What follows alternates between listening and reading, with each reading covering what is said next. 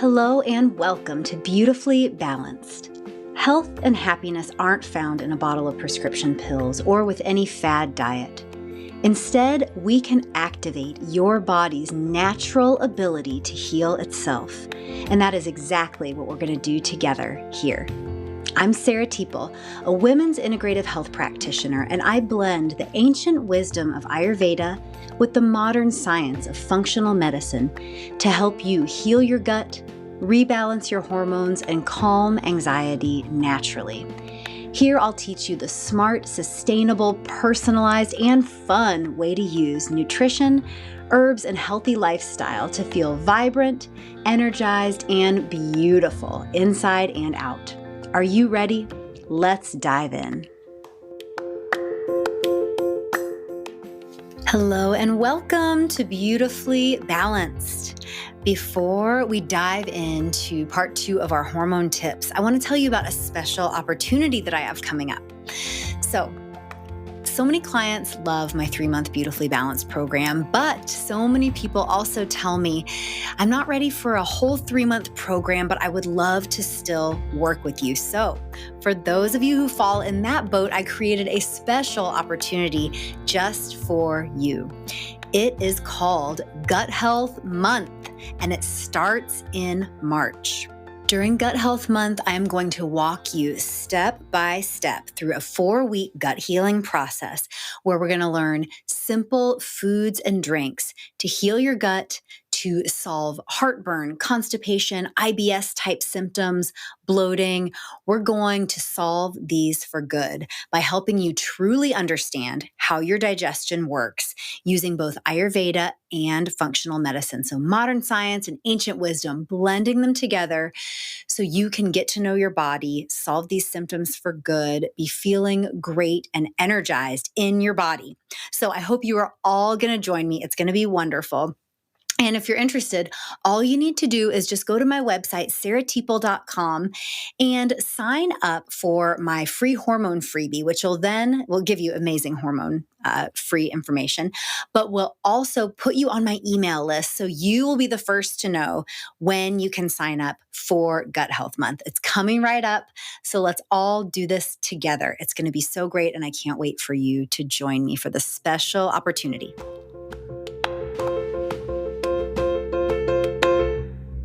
Hello and welcome to Beautifully Balanced. Today is the second half of a 2-part episode called My 4 Hormone Tips. And if you haven't already listened to episode 27, that was tip number 1 and tip number 2. And I'm going to start this episode by laying a little bit of a foundation, a little bit of groundwork before we jump into tips number 3 and 4. Now, if you haven't listened to episode 27, that's totally okay. You can absolutely jump in here with episode 28, but you will want to go back and get those first 2 hormone tips.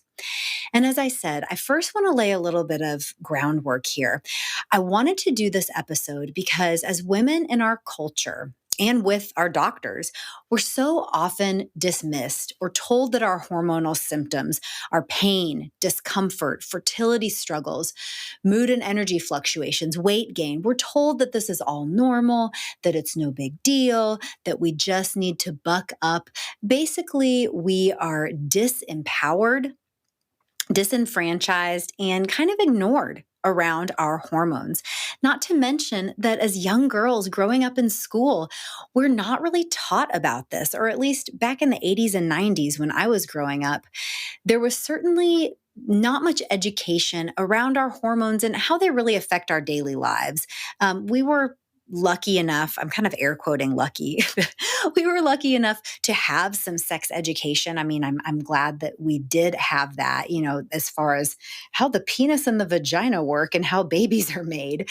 But, as women, we really were not taught much about our menstrual cycles, much about symptoms that can be related to hormone dysregulation. We weren't taught to take care of our bodies and take care of our hormones on a deep, holistic level. So that's what we're doing today here together. We're empowering ourselves. And I want to start off with that our hormones, our sex hormones, that is, do not exist in a vacuum. So a little more on that here. Today, in our hormonal deep dive episode, our 4 hormone tips, I want to establish a foundational concept. And that concept is that your sex hormones, more commonly known and thought of as your estrogen and progesterone, they do not exist in a vacuum. I have so many clients who come to me with painful periods, with fertility issues. Maybe they're at the beginning of what feels like it's going to be a long and daunting perimenopause, and they're already experiencing lots of symptoms that they don't like and they just want to get rid of. And they think, oh, how can I address my estrogen and progesterone? How do I get rid of these hormonal symptoms? So, the good and the bad news is that it's not as simple as that. Hormones and our sex hormones do not exist in a vacuum. So, I'm going to lay out for you how there are many different types of hormones and how these hormones can work together, but they're often working against each other, kind of as a result of lots of factors. All the factors that I mentioned in the introduction. It could be poor diet, work, or marriage stress, toxic self-talk, beauty and self-care products that have toxic ingredients. So lots of things can play into what results as issues with your estrogen and progesterone, but it's more complex.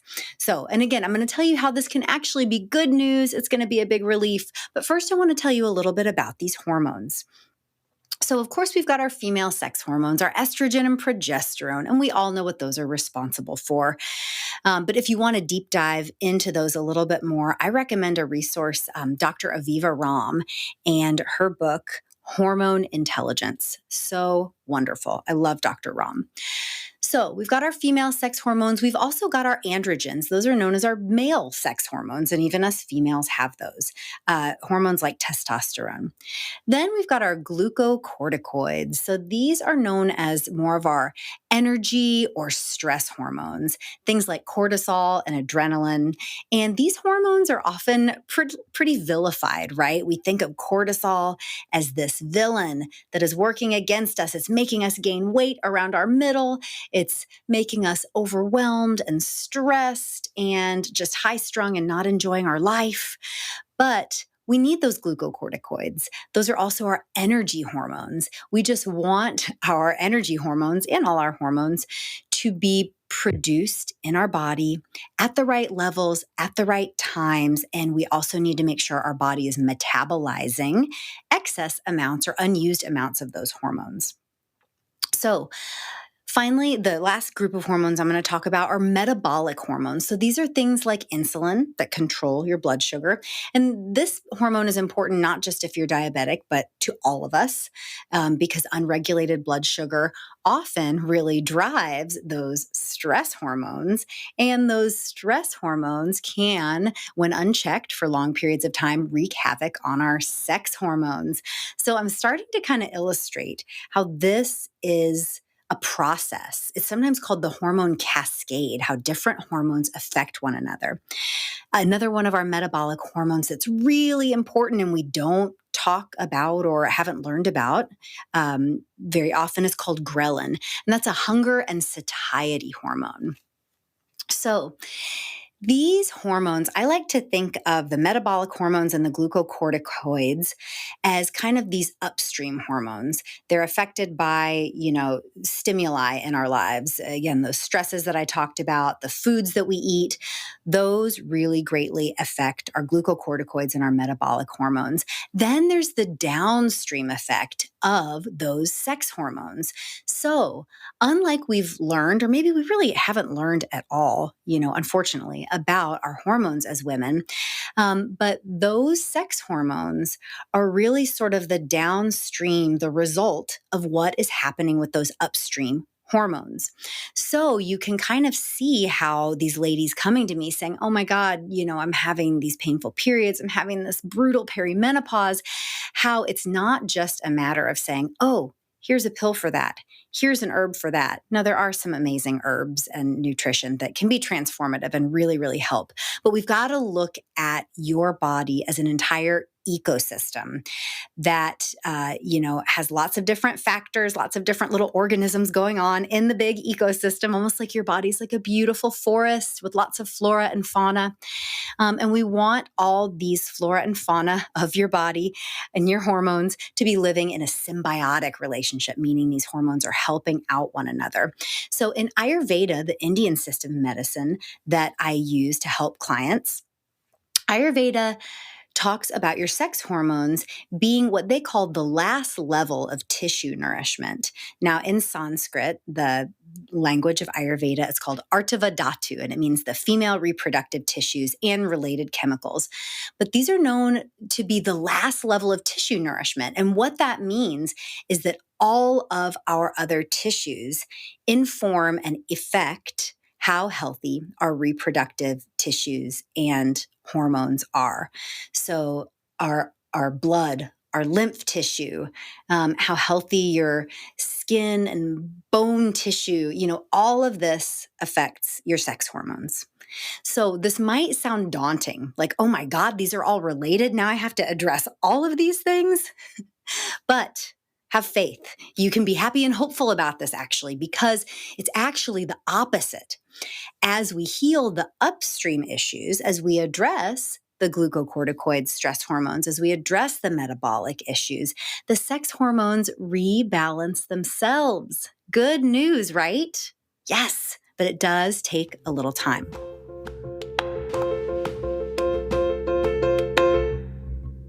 So how do we do it? How do we essentially get out of our body's way so our hormones can rebalance themselves? We're going to jump in here with tips 3 and 4 of our top 4 hormone health tips. So tip number 3 is prioritize blood sugar balance.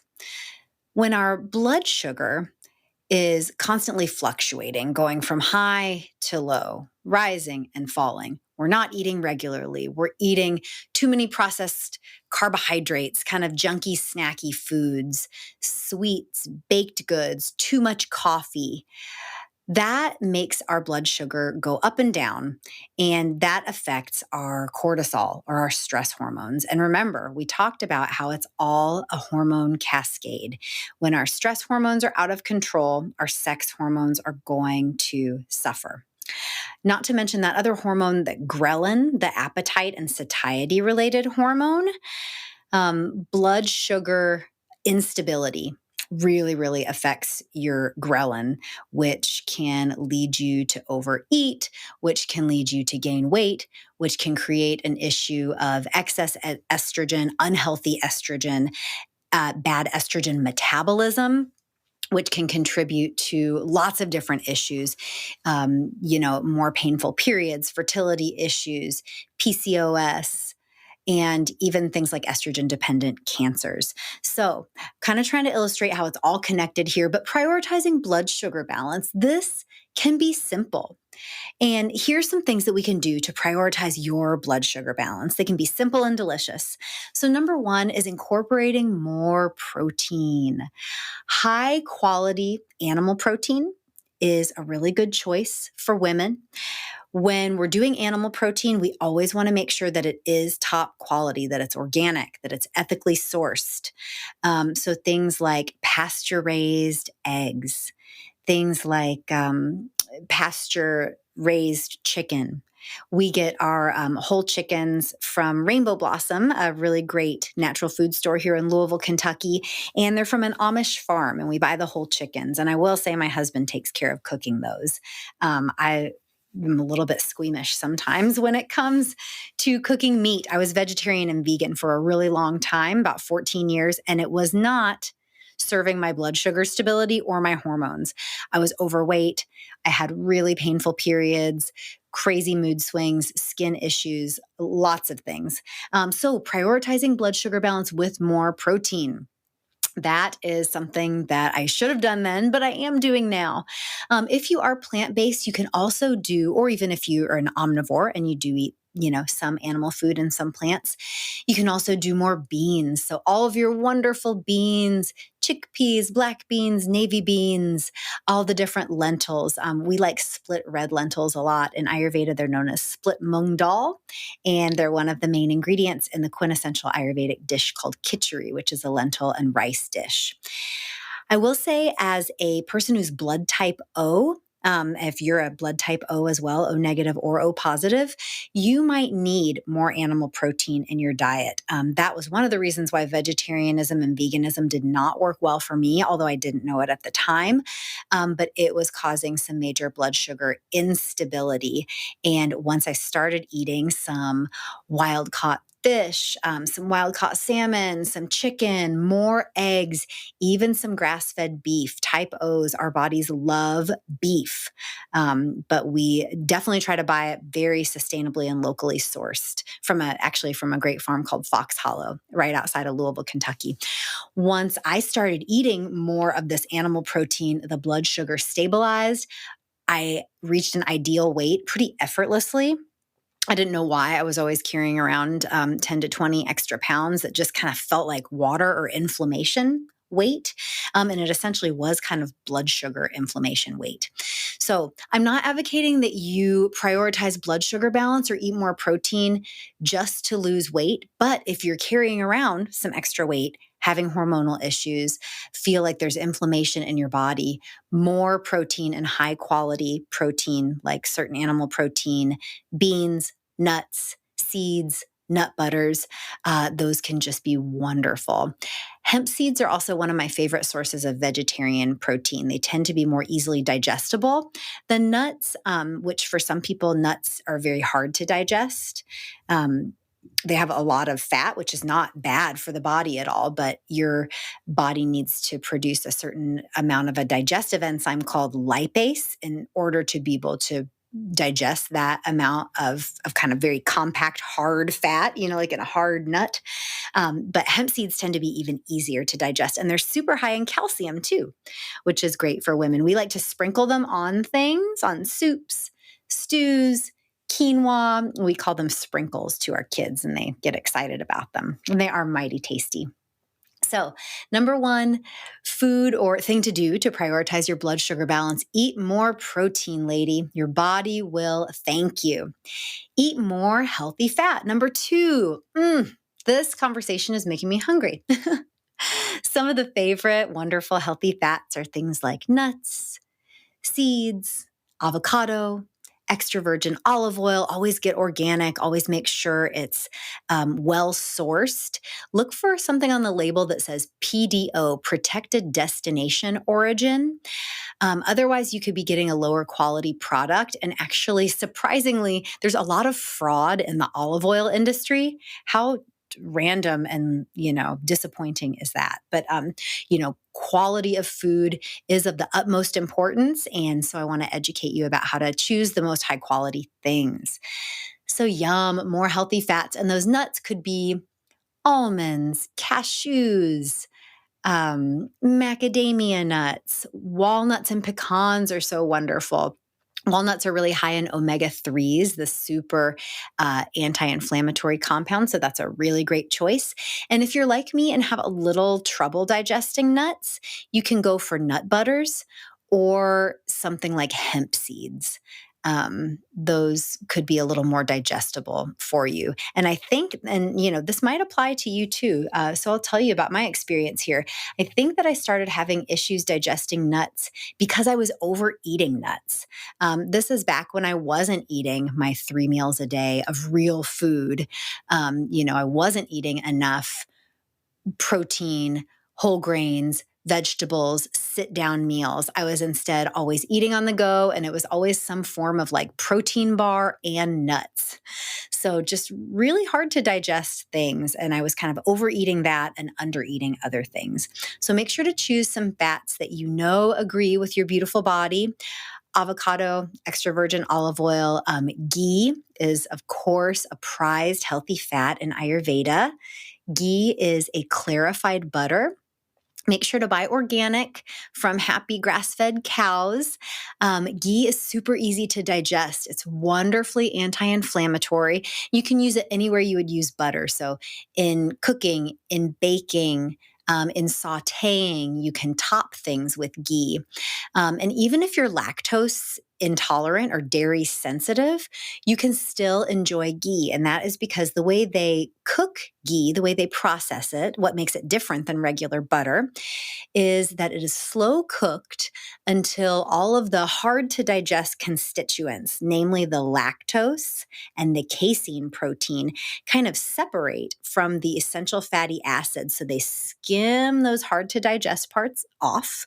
And then you're just left with the ghee, which is just the beautiful, kind of clear, golden essential fatty acids. It does solidify at room temp, but it never gets like really hard like butter.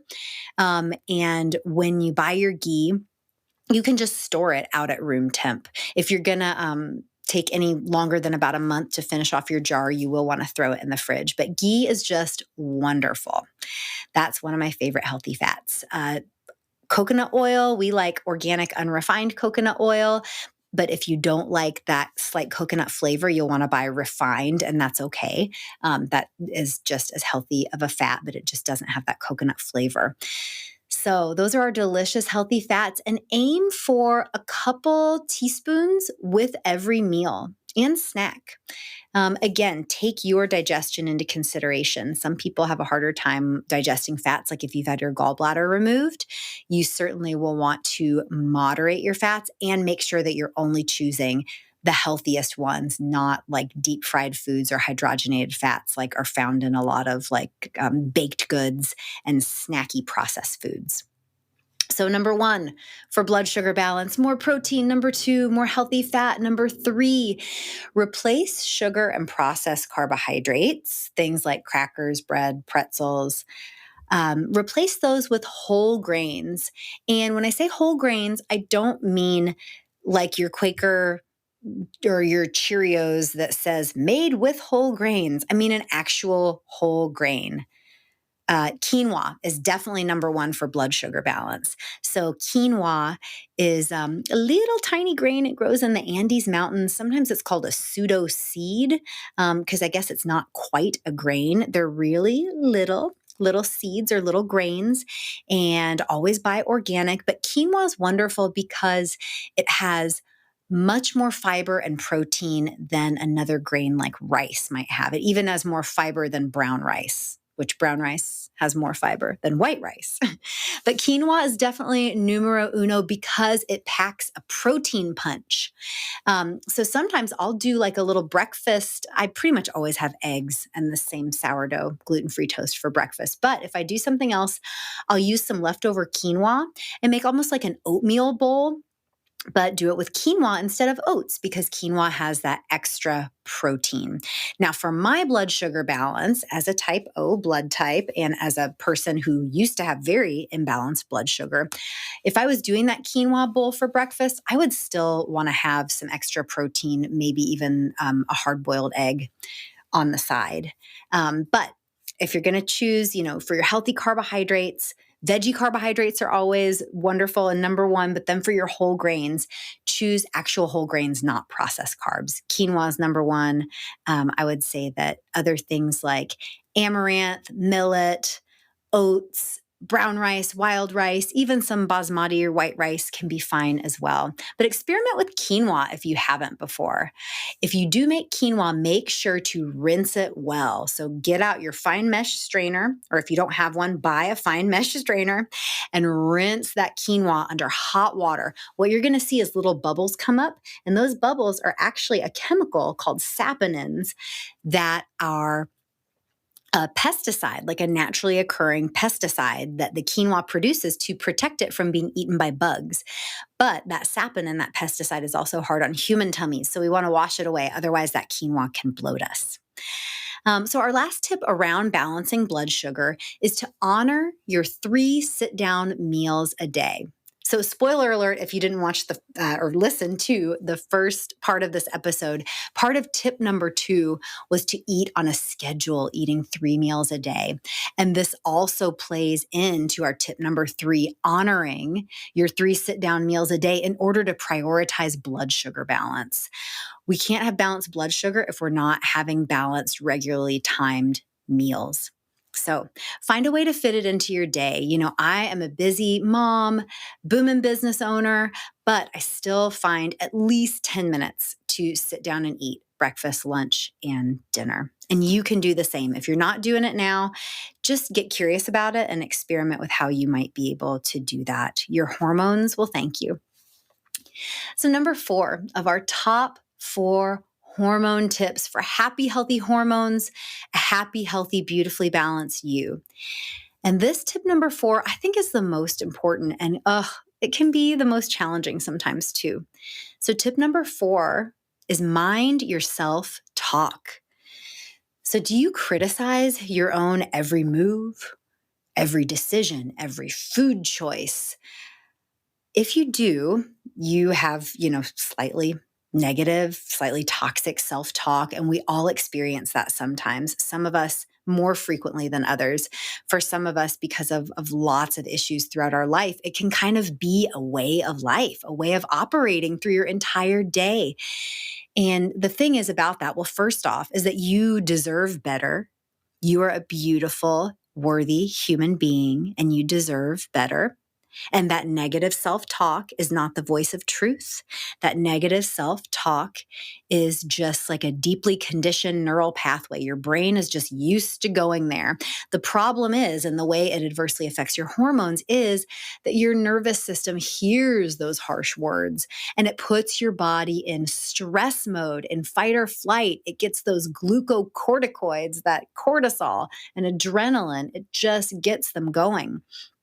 And as we know, our stress hormones directly impact our sex hormones. So this is your permission to try to ditch that perfectionism and instead ease up on yourself.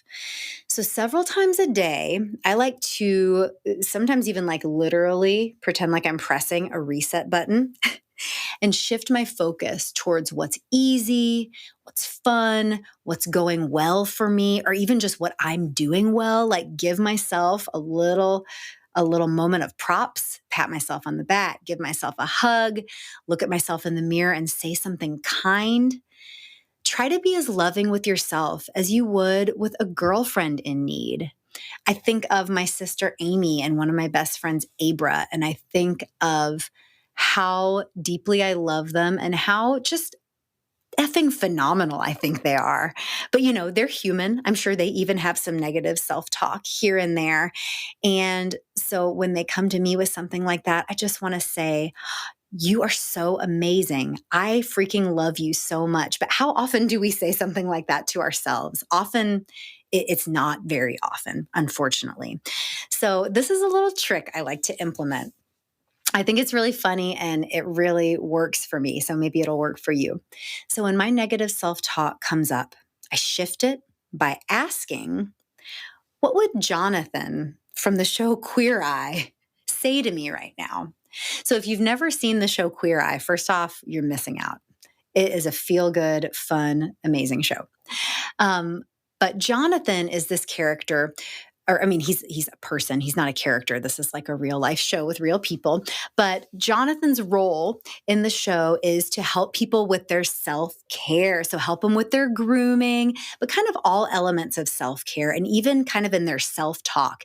And Jonathan is kind of famous for saying things like, you are so amazing. Oh my God, you're so fierce. Like, his whole interaction with the contestants or, like the people that are on Queer Eye getting the royal treatment, getting made over, is he just tells them how aka gorgeous and fabulous they are. So when I ask myself, okay, Deep breath, reset. What would Jonathan from Queer Eye say to me right now? And sometimes I even imagine him sitting on my shoulder, like the little angel on my shoulder.